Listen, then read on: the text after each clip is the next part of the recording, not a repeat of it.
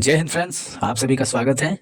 ये international news की second report है जो कि आज 16 नवंबर 2025 की ये अंतर्राष्ट्रीय न्यूज़ है। इसमें ये बताया गया है कि यूक्रेन ने ड्रोन और क्रूज मिसाइल के थ्रू ब्लैक सी पर स्थित नोवरोसियास्क पोर्ट पर हमला किया है जो कि रशिया का था। इस कारण ही इस पोर्ट पर निर्यात यानी कि ऑयल एक्सपोर्ट से कुछ समय के लिए मतलब थोड़ी देर के लिए ऐसा कुछ रुक गया था। बट इंटरनेशनली अगर माने तो आपूर्ति करीबन 2% की गिरावट इसमें देखी गई है, जिस जो थोड़ी देर रुक गया था काम उस वजह से। बट अभी ये फिर से स्टार्ट हो चुका है। यूक्रेन ने कहा है कि इस मामले में उसने अपनी घरेलू यानी कि नेपच्यून मिसाइल का इस्तेमाल किया था। चलिए, अब यूक्रेन ने क्या किया था वो तो फिर खैर यूक्रेन भुगतेगा।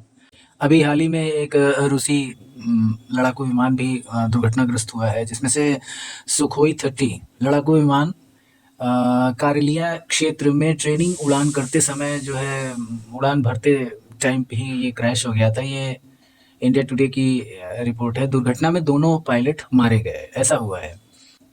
नेक्स्ट टॉपिक है चाइना और जापान के बीच में। दरअसल ये डिस्प्यूट चाइना और जापान के बीच में इसलिए स्टार्ट हुआ है क्योंकि जापान के अभी प्रधानमंत्री ने एक स्टेटमेंट दिया है, एक बयान दिया है। वहाँ के प्रधानमंत्री सेनाए ताकाइची, ये नाम है। उन्होंने कहा है कि अभी जो ताइवान में जो ऐसा चल रहा है जो भी है उसके लिए जो मतलब उसमें कुछ सोल्जर्स का ऐसा कुछ जो रोल होगा भविष्य में, वो उसकी मदद जो है जापान ऐसा करने की बात कर रहा है। चीन ने अपने नागरिकों को कुछ समय के लिए जापान की यात्रा ना करने की सलाह दी है। चीन ने कोस्ट गार्ड जहाज़ों को सेनकाकू, कोई एक जगह है द्वीपों पर, के आसपास तैनात कर दिया गया है जो जापान और चीन के बीच विवादित एरिया है। ये दरअसल हुआ इसलिए है क्योंकि अभी हाल ही में मतलब ताइवान की हेल्प करने के लिए ऐसा जापान ने कहा है कि अगर कल को कुछ ऐसा डिस्प्यूट होता है चाइना और ताइवान के बीच में, तो ताइवान को मैं मतलब ऐसा वॉर वॉर के टाइम पे हम लोग हेल्प कर सकते हैं ऐसा करके। तो जिसकी वजह से अभी चाइना भी थोड़ा बौखलाया हुआ है।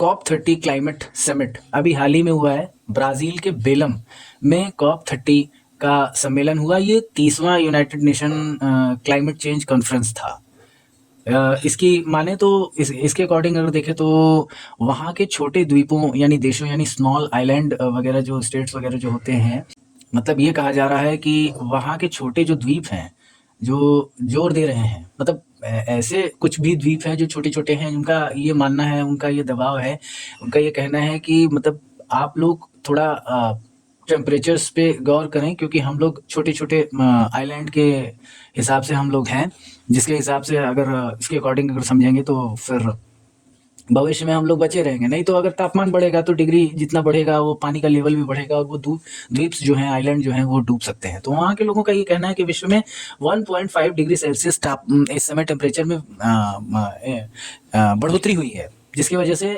आइलैंड डूब सकते हैं। तो उन्होंने कहा है कि हम लोगों का भी सम्मान करें क्योंकि इस समय अस्तित्व में हम लोग भी हैं।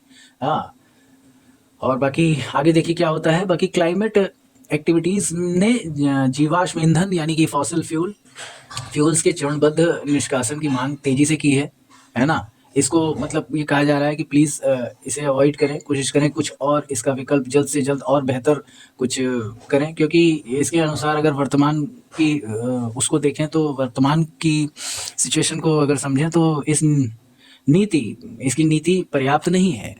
अगर ये ऐसे ही चलता रहा तो समय अभी बहुत लगेगा हम लोगों को मतलब बचने में ऐसा टेम्परेचर की वजह से।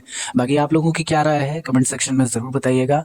और ये सिलेक्शन शोर का ये सेकंड वीडियो था इंटरनेशनल #2। तो मिलते हैं नेक्स्ट वीडियो में, तब तक के लिए सिलेक्शन शोर में बने रहिएगा।